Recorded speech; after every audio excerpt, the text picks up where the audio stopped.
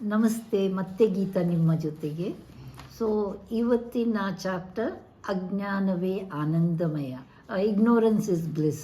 ಗೊತ್ತಿಲ್ಲದೆ ನಾವೇನಾದರೂ ಮಾಡ್ತಾಯಿದ್ರೆ ನಮಗೆ ಏನೂ ಅನಿಸೋದಿಲ್ಲ.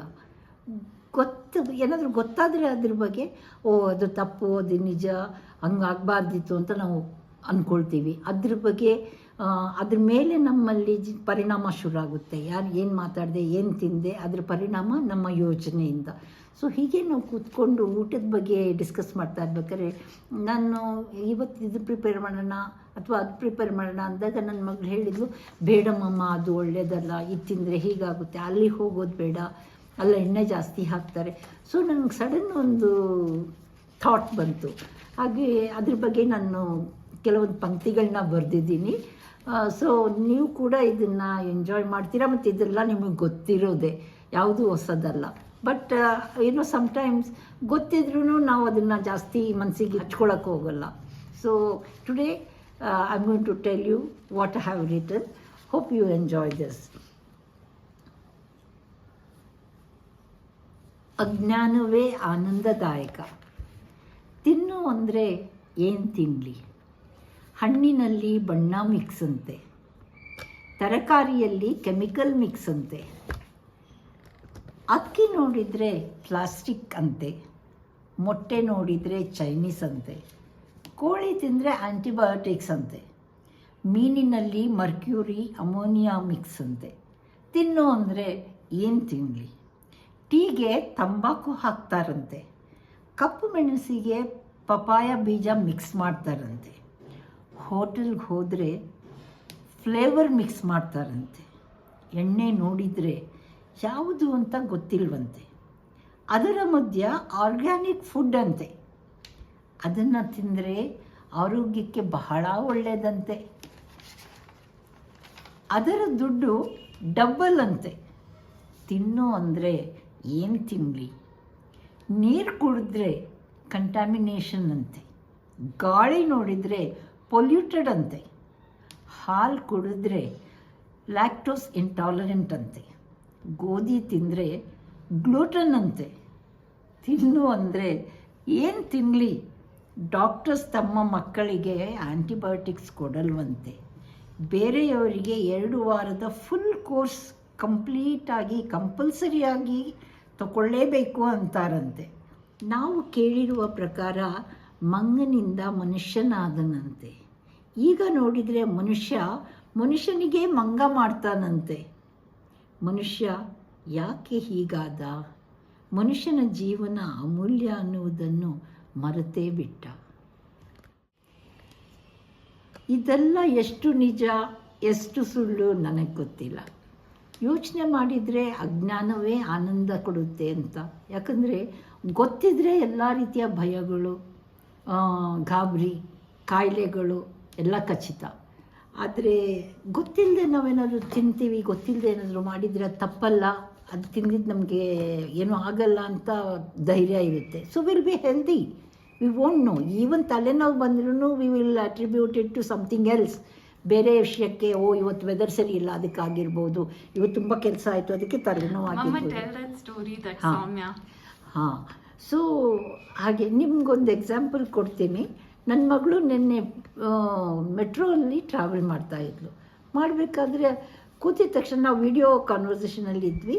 ಸೊ ಹೇಳಿದ್ದು ಕೂತಿದ ತಕ್ಷಣ, ಅಬ್ಬಾ ಮಮ್ಮ ನನಗೆ ವಿಂಡೋ ಹತ್ರ ಕೂರದೇ ಇದ್ದರೆ ತುಂಬ ಸಫೊಕೇಶನ್ ಆಗುತ್ತೆ, ನನಗೆ ಉಸಿರಾಡೋಕ್ಕೆ ಆಗಲ್ಲ ಅಂದ್ಲು. ನನಗೆ ಆಶ್ಚರ್ಯ ಅನ್ನಿಸ್ತು. ಮೆಟ್ರೋಲ್ಲಿ ವಿಂಡೋಸ್ ಓಪನ್ ಇರುತ್ತಾ ಅಂತ ಕೇಳಿದೆ ನಾನು. ಅದಕ್ಕೆ ಅವಳು ಜೋರಾಗಿ ನಗಾಡಿದ್ಲು. ಇಲ್ಲ ಮಮ್ಮ, ಅದೊಂದು ಫೀಲಿಂಗ್ ಮೈಂಡಲ್ಲಿ ವಿಂಡೋ ನೋಡಿದ ತಕ್ಷಣ ಯು ಫೀಲ್ ನೈಸ್, ನಾನು ಚೆನ್ನಾಗಿ ಬ್ರೀದ್ ಮಾಡ್ಬೋದು ಅಂತ ಮನಸ್ಸಿಗೆ ಬರುತ್ತಲ್ಲ, ಅವಾಗ ನನಗೇನೂ ಆಗೋದಿಲ್ಲ ಅಂತ ನಗಾಡ್ತಾ ಇದ್ರು. ಏನು ಮಮ್ಮ ನೀನು ಅಂತ ಹೇಳಿದ್ರು. ಬಟ್ ನೋಡಿ ಅದ್ರದ್ದು ಸಬ್ಕಾನ್ಷಿಯಸ್ ಹೇಗೆ ಅದು ಕೆಲಸ ಮಾಡುತ್ತೆ ಅಂತ. ಅದೇ ಪ್ರಕಾರ ನಾನು ನಿಮಗೆ ಇನ್ನೊಂದು ಕತೆ ಹೇಳ್ತೀನಿ. ಒಬ್ಬ ಮರ್ಡರರ್ ತುಂಬ ಮರ್ಡರ್ಸ್ ಮಾಡಿದ್ದ. ಸೊ ಅವನಿಗೆ ಮರಣದಂಡನೆ ಸಿಕ್ತಂತೆ. ಇದು ನಾನು ಓದಿದ ಕತೆ. ಸೊ ಮರಣದಂಡನೆ ಸಿಕ್ಕಿದಾಗ ಅವನಿಗೆ ಅಲ್ಲಿ ಗಲ್ಲಿಗೇರ್ಸಕ್ಕೆ ಕರ್ಕೊಂಡು ಹೋದರು. ಹೋದಾಗ ಅಲ್ಲಿ ಒಬ್ಬ ಜೈಲರ್, ಹ್ಯಾಂಗ್ಮ್ಯಾನ್, ಅವನಿಗೆ ಗಲ್ಲಿಗೇರಿಸೋನು, ಒಬ್ಬ ಡಾಕ್ಟರ್, ಒಂದು ಪುರೋಹಿತ ಹಾಗೂ ಕಾನ್ವಿಕ್ಟ್ ಕೊಲೆ ಮಾಡಿದವನು. ಅವನಿಗೆಲ್ಲ ಕರ್ಕೊಂಡೋಗಿ ಅವರೆಲ್ಲ ಪ್ರೇಯರೆಲ್ಲ ಮಾಡಿದರು, ಎಲ್ಲ ಆಯಿತು. ಇನ್ನು ಅವನಿಗೆ ಕೈ ಕಟ್ಟಿದ್ರು. ಮುಖ ಮುಚ್ಚೋಕ್ಕಿಂತ ಮೊದಲು ಡಾಕ್ಟರ್ ಹೇಳಿದರು, ನೋಡಪ್ಪ, ನನ್ನ ಹತ್ರ 2 ವಿಧಾನ ಇದೆ. ನಿನಗೆ ತುಂಬ ಕಷ್ಟ ಸಂಕಟ ಕೊಟ್ಟು ನಂಗೆ ಸಾಯ್ಸೋಕ್ಕೆ ಇಷ್ಟ ಇಲ್ಲ.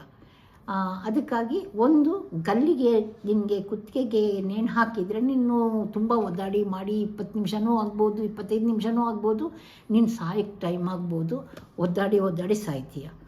ಇನ್ನೊಂದು ವಿಧಾನ ಏನಂದರೆ, ಹಾವು ನಿನಗೆ ಕಚ್ಚಿದರೆ ವಿದಿನ್ 1 ನಿಮಿಷನೋ 2 ನಿಮಿಷದೊಳಗೆ ನೀನು ಸತ್ತೋಗ್ಬಿಡ್ತೀಯ. ನೀನು ಯೋಚನೆ ಮಾಡೋದ್ರೊಳಗೆ ನೀನು ಸತ್ತೋಗ್ಬಿಡ್ತೀಯ. ಯಾಕಂದರೆ ಆ ಥರದ ಇದರಲ್ಲಿ ನಾನು ಕಚ್ಚಿಸ್ತೀನಿ, ಚೆನ್ನಾಗಿ ಯೋಚನೆ ಮಾಡಿ ಹೇಳು ಅಂತ. ಸೊ ಅವನು ಸ್ವಲ್ಪ ಹೊತ್ತು ಯೋಚನೆ ಮಾಡಿದಂತೆ, ಸರಿ ನನಗೆ ಹಾವೇ ಕಚ್ಚಲಿ, ಯಾಕಂದರೆ ನಂಗೆ ಒದ್ದಾಡ್ಲಿಕ್ಕೆ ಬೇಡ ಅನ್ನಂತೆ. ಸೊ ಅವನದು ಮುಖ ಎಲ್ಲ ಕಪ್ಪು ಬಟ್ಟೆಯಲ್ಲಿ ಕವರ್ ಮಾಡಿದರು.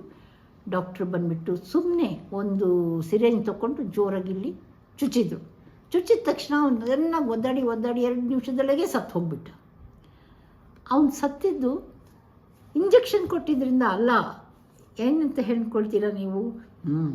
ಹಾವು ಅವನು ಯೋಚನೆ ಮಾಡಿದ, ಹಾವು ಕಚ್ಚಿತು, ಅದರದ್ದು ವಿಷ ನನ್ನೊಳಗೆ ಹೋಗಿದೆ, ಅದಕ್ಕೆ ನನಗೆ ಸಾಯ್ತಾ ಇದ್ದೀನಿ ಅಂತ ಒದ್ದಾಡಿ ಅವನು ಸತ್ತೋಗ್ಬಿಟ್ಟ. ಯಾಕೆ ಹೇಳಿ? ಯಾಕಂದರೆ ಅವನ ಯೋಚನೆ. ಸೊ ಅದನ್ನ ಕತೆ ಓದಬೇಕಾದ್ರೆ ನನಗೆ ತುಂಬ ಇದು ಕರೆಕ್ಟ್ ಇದೆ ನಮ್ಮ ಇವತ್ತಿನ ಸಂದರ್ಭಕ್ಕೆ ಅನ್ನಿಸ್ತು.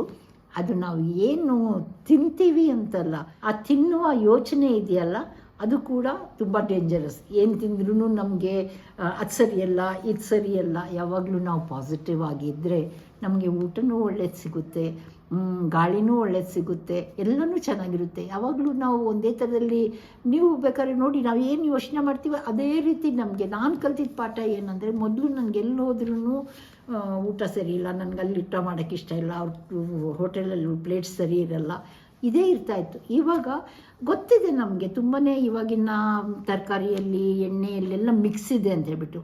ಆದರೆ 100% ಇರಲಿಕ್ಕಿಲ್ಲ, ಯಾಕಂದರೆ ಒಳ್ಳೆ ಜನನೂ ಇದ್ದಾರೆ. ಅದೇ ರೀತಿ ನಮಗೆ ದೇವರು ಕಾಪಾಡ್ತಾರಲ್ವ. ಸೊ ನಮ್ಮ ರೀತಿ ನೀತಿಯಲ್ಲಿ ನಾವು ಒಳ್ಳೆ ಯೋಚನೆ ಮಾಡೋಣ, ನಮ್ಮ ಯೋಚನೆಗಳನ್ನ ಶುದ್ಧೀಕರವಾಗಿಟ್ಟರೆ ನಮ್ಮ ಒಳ್ಳೆ ಥಿಂಗ್ಸನ್ನೇ ನಾವು ಅಟ್ರ್ಯಾಕ್ಟ್ ಮಾಡ್ತೀವಿ ಅಂದ್ಕೊಂಡಿದ್ದೀನಿ ನಾನು. ಸೊ ನಿಮಗೂ ಇದು ಸರಿ ಅಂತ ಕಾಣಿಸಿದರೆ ನಾವೆಲ್ಲರೂ ಒಂದು ಒಳ್ಳೆ ಪ್ರಾಕ್ಟೀಸ್ ಮಾಡ್ಬೋದು, ಒಳ್ಳೆ ಜೀವನ ನಡೆಸ್ಬೋದು. ಸೊ ಇದು ನನ್ನ ಇವತ್ತಿನ ಪಂಕ್ತಿಗಳು. Thank you for listening and will meet again. ಮತ್ತೆ ಸಿಗೋಣ. ಗೀತಾ ನಿಮ್ಮ ಜೊತೆಗೆ.